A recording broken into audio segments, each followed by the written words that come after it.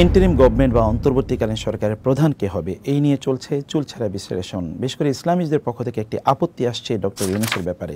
Doctor ইউনূসের ব্যাপারে ইসলামিস্টদের যে আপত্তি, সেই আপত্তির সাথে আমরা একমত যে তিনি সুদকে সামাজিকীকরণ করেছেন, বাংলাদেশের সর্বত্র তিনি ছড়িয়ে দিয়েছেন, এই বক্তব্য সত্য। কিন্তু তার পাশাপাশি ইসলামিস্টদেরকে যে কথা ভাবতে হবে তা হলো বর্তমানে বাংলাদেশ যে ক্রাইসিস ফেস করছে, পলিটিক্যাল ক্রাইসিস আছে, সিকিউরিটি ক্রাইসিস আছে, ইকোনমিক ক্রাইসিস আছে, স্ট্যাবিলিটি এর ক্রাইসিস আছে, এবং রয়েছে এখানকার ডেভেলপমেন্টের ক্রাইসিস, রয়েছে ইন্টারন্যাশনাল রিলেশনের ক্রাইসিস। এতগুলো ক্রাইসিস সমাধান করার মতো এবং প্রতিবেশী দেশের একটা বড় ধরনের এখানে নজর আছে, ছোবল আছে, থাবা আছে, এবং এখানে শকুনের তাদের যে নজরদারি এখানে আছে, এগুলো সব কিছুকে ট্যাকেল দেওয়ার মতো একজন ব্যক্তির নাম আপনাকে বলতে পারেন ডক্টর ইউনূস ছাড়া, যিনি সবগুলো জিনিসকে এখন এই মুহূর্তে ট্যাকেল দিতে পারবেন? একবার চিন্তা করে দেখুন, একটা যুদ্ধ বিধ্বস্ত দেশের মতো একটি দেশের মধ্যে আমরা এখন আছি। এ দেশের জন্য ব্যাপক পরিমাণে ইন্টারন্যাশনাল সাপোর্ট লাগবে। এই সাপোর্ট নেওয়ার মতো বাংলাদেশে একমাত্র ব্যক্তি কি ডক্টর ইউনূসের বাইরে আর কেউ আছে? এবং দ্বিতীয়ত একবার চিন্তা করে দেখুন তো, যে আমাদের প্রতিবেশী রাষ্ট্রের আমাদের উপর যে ছোবল আছে, এর বিরুদ্ধে দাঁড়ানোর মতো একটা ব্যক্তি গোটা পৃথিবীকে একত্রিত করতে পারে, তিনি ডক্টর ইউনূস। এবং তার পাশাপাশি গোটা বাংলাদেশ উন্নয়নের ক্ষেত্রে, ইকোনমিক্যাল ডেভেলপমেন্টের ক্ষেত্রে তিনি সুদী কাজ করেছেন বটে, সে কথা সত্য, কিন্তু এই জায়গায় তার যে এক্সপার্টিজ আছে, এত হিউজ এক্সপার্টিজ গোটা দেশকে ডেভেলপ করার জন্যে, এবং এর বাইরে বাংলাদেশের বাইরেও গোটা পৃথিবীতে গ্রামীণের যেই ব্যাংকের তাদের যেই সমৃদ্ধি এবং তাদের যে সুনাম রয়েছে, এবং এখানে তাদের যে এক্সপার্টিজ রয়েছে, এরকম একটা লোককে আমাদের কাছে আছে বলুন? এমন কোনো লোক আছে? বরং আমি যেটি বলবো যে ইসলামীদেরকে এগিয়ে আসা দরকার। রাসূল ইসলামকে বলেন নাই খেয়ারুকুম ফিল জাহিলিয়াতি খেয়ারুকুম ফিল ইসলামি ইজা ফাকিহু, জাহিলি যেগুলো লোকেরা তারাও যদি ইসলামে আসে তাহলেও তারা সেরা হতে পারে।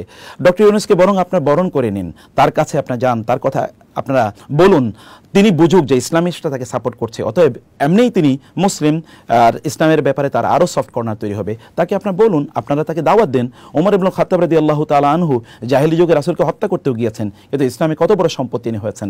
আর আমর ইবনুল আস রাদিয়াল্লাহু তাআলা আনহুর কথা যদি একবার চিন্তা করে দেখুন, অথবা সুহাইল ইবনে আমরের কথা একবার চিন্তা করে দেখুন, মক্কা বিজয়ের সময় যখন সাহাবায়ে কেরামরা তার ব্যাপারে খারাপ কথা বলতে গিয়েছিল, রাসূল সাল্লাল্লাহু আলাইহি ওয়াসাল্লাম বললেন না, বলো না।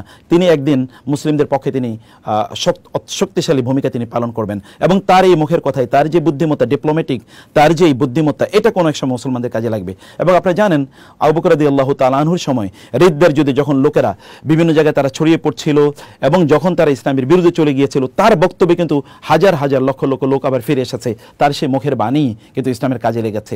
ডক্টর ইউনূসকে আমরা কিন্তু সেভাবে তাকে স্বাগত জানাতে পারি, আমাদের পক্ষে লাগাতে পারি। কমপক্ষে এখন ন্যারো চিন্তা থেকে বের হয়ে গোটা বাংলাদেশকে আমাদেরকে রিফর্ম করতে হবে, বাংলাদেশকে আমাদের রক্ষা করতে হবে। এই রক্ষা করার ক্ষেত্রে ডক্টর ইউনূসের বিকল্প আমাদের কাছে আপাতত নাই। সেই কারণে আমরা বলবো যে আমাদের বর্তমান কনটেক্সটটাকে আমাদের ভালো করে বোঝা দরকার। আমাদের সিকিউরিটির ইস্যুটি প্রচণ্ড গুরুত্বপূর্ণ, এটা বোঝা দরকার। গোটা আন্তর্জাতিক বিশ্বকে আমাদের প্রচুর পরিমাণে লাগবে, আমাদের প্রচুর ইকোনমিক সাপোর্ট লাগবে, আমাদের অনেক অর্থনৈতিক সাপোর্ট আমাদের লাগবে, অনেক সহযোগিতা আমাদের লাগবে। এই সহযোগিতা ডক্টর ইউনূসের মাধ্যমে করা সম্ভব। ইনি একমাত্র ব্যক্তি যিনি পৃথিবীর যে কোনো ব্যক্তিকে, তিনি যত পাওয়ারফুলি হোক না কেন, তিনি সরাসরি ফোন দিতে পারেন। তিনি আমেরিকার প্রেসিডেন্টকে, তিনি জাতিসংঘের মহাসচিবকে, তিনি ওয়ার্ল্ড ব্যাংকের প্রধানকে, প্রেসিডেন্টকে, এবং পৃথিবীর ইউরোপিয়ান ইউনিয়নের প্রধান কর্তা ব্যক্তিদেরকে, পৃথিবীর যে কোনো রাষ্ট্রপ্রধানকে তিনি যদি চান এই মুহূর্তে তিনি ফোন দিতে পারেন, এবং প্রত্যেকে তার ফোন ধরবে। তিনি একমাত্র ব্যক্তি যার নামে বাংলাদেশকে বহু লোকেরা চেনে। অতএব আমরা আমাদের নিজেকে ওই জায়গায় নিয়ে যাই, ডক্টর ইউনূসকে দিয়ে আমরা আমাদের দেশকে, আমাদের যে স্বার্থ আছে সেই স্বার্থটা আমরা হাসিল করি, সেটি আমাদের দরকার। অতএব অন্যায়ভাবে তার বিরোধিতা করার প্রয়োজন নেই, বরং আমরা ছাত্র সমাজের সাথে একই বক্তব্য আমরাও দিতে চাই, তাদের সাথে আমরা সুর মিলিয়ে আমরা বলতে চাই আমরা ডক্টর ইউনূসকে তত্ত্বাবধায়ক সরকার অথবা যদি ইন্টারিম গভর্নমেন্ট বলি, এবং আমরা যদি বলি যে এখানকার অন্তর্বর্তীকালীন সরকার, তার প্রধান হিসেবে আমরাও তাকে দেখতে চাই। আরেকটি বিষয় এখানে খুবই গুরুত্বপূর্ণ, তিনি কিন্তু কোনো পলিটিক্যাল ক্যারিয়ার না, তার পলিটিক্যাল কোনো ভিশনও নাই যে তিনি এখানে দীর্ঘদিন পর্যন্ত থাকবেন। তিনি ইন্টারিম একটি ব্যবস্থাপনা তিনি করবেন, তারপরে তিনি হতে পারে তিনি নির্বাচন দেবেন বা কী করবেন সেটি একটি ভিন্ন বিষয়। আবার তিনি পলিটিক্যাল কোনো গ্রুপ তৈরি করে তারপরে এটাকে অন্যদের মতো যারা এতদিন পরিচালনা করেছিলেন তাদের মতো এটাকে তিনি কুক্ষিগত করবেন, এরকম কোন ব্যক্তিত্বও তিনি নন।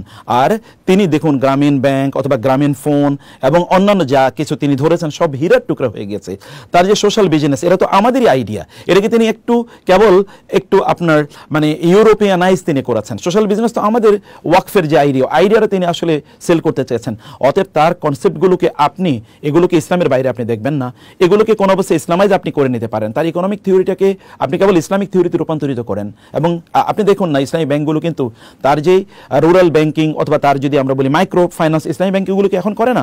হাজার হাজার এনজিও তৈরি হয়েছে মাইক্রো ফাইন্যান্সের উপর, ইসলামিক মাইক্রো ফাইন্যান্স নামে তৈরি হয়েছে কিন্তু এই ডক্টর ইউনূসের সেই থিওরির উপর। অতএব থিওরিকে ইসলামাইজ করুন এবং তাকে আপনার বলুন যে এই কাজগুলো ইসলাম নিষিদ্ধ করেছে, তিনি নিশ্চয়ই সেটি বুঝবেন। অন্যথায় তার বিরোধিতা করলে আমরাই ক্ষতির মধ্যে নিমজ্জিত হব, কারণ আমরা একটা সন্ধিক্ষণে দাঁড়িয়ে আছি। ক্রু থেকে কাউন্টার ক্রু হয়, হতে পারে যে আপনাদের যে অভ্যুত্থান, আপনাদের যে অর্জন, যে বিজয়, এই বিজয় কিন্তু হাতছাড়া হয়ে যেতে পারে।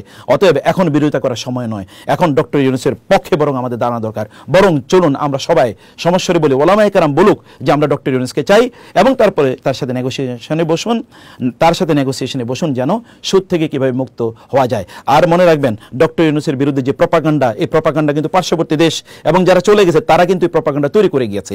তাদের প্রপাগান্ডায় আমরা এখন চালিয়ে যাচ্ছি। তিনি সুদখোর, তিনি রক্তখোর, ইত্যকার, এই কথাগুলো এতদিন কারা বলেছে? যারা বলেছে তারা কি বাংলাদেশকে ইসলামিক স্টেট তৈরি করেছে? তারা কি এখানকার ইকোনমিক সিস্টেমকে ইসলামিক করেছে?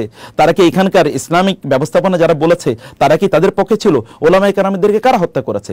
কারা এখানকার ইসলামিক প্রতিষ্ঠানগুলোকে বন্ধ করে দিয়েছে, লুটতরাজ করেছে? কারা ইসলামের নামে কোনো জিনিসকে ইসলামিক কোনো পর্যন্ত আমরা প্রতিষ্ঠান করতে পারি নাই? আমরা ইসলাম ইউনিভার্সিটিগুলোতে ইসলামিক স্টাডিজ ডিপার্টমেন্ট আমরা খুলতে পারি না, কাদের কারণে? তো তাদের এতদিন তারা ইসলামের পক্ষে ছিল, আবার নতুন কেউ কি ইসলাম এখানে প্রতিষ্ঠিত করে ফেলবে এখনই? তা করবে না। সেই কারণে আমাদেরকে একমাত্র যোগ্য ব্যক্তি যেহেতু তিনি, অতএব চলুন আমরা তার পক্ষে দাঁড়াই এবং তাকে আমরা সাপোর্ট করি, তাকে আমাদের সম্পদ হিসেবে আমরা ব্যবহার করি। আল্লাহ সুবহানাহু ওয়া তাআলা আমাদেরকে বুঝার তৌফিক দান করুন। আল্লাহুম্মা আমিন। ওয়াসসালামু আলাইকুম ওয়া রাহমাতুল্লাহি ওয়া বারাকাতুহু।